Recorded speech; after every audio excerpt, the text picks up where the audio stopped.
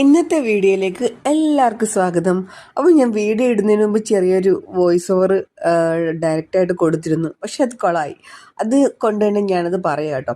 ഇന്നും ഞങ്ങൾ ഹോസ്പിറ്റലിൽ പോവാണ് കേട്ടോ. എല്ലാവരുടെയും അസുഖം കുറച്ച് കുറഞ്ഞു, പക്ഷേ പപ്പയ്ക്ക് ഇത്തിരി പ്രായമായതുകൊണ്ട് കുറച്ച് ടെസ്റ്റുകൾ ബാക്കിയുണ്ട്. അപ്പോൾ അതിനു വേണ്ടി ഞാനും പപ്പയും പൊന്നും അമ്മയും എല്ലാം കൂടെ ഹോസ്പിറ്റലിൽ എത്തിയിട്ടുണ്ട് കേട്ടോ.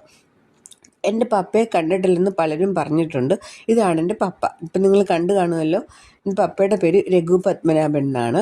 അപ്പോൾ പപ്പയ്ക്ക് ഇച്ചിരി പ്രായമുണ്ട്, ഒരു 79 വയസ്സുണ്ട് പപ്പയ്ക്ക്. അമ്മയ്ക്ക് 68 വയസ്സ്.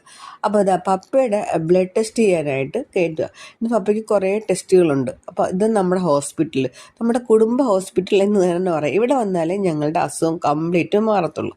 അപ്പോൾ 1 മണിക്കൂർ എടുക്കും നമുക്ക് റിസൾട്ട് കിട്ടാനായിട്ട്. അപ്പം ഞങ്ങൾക്ക് വിശന്നു. പിന്നെ ചായ നമുക്ക് ഒഴിവാക്കാൻ പറ്റില്ലല്ലോ.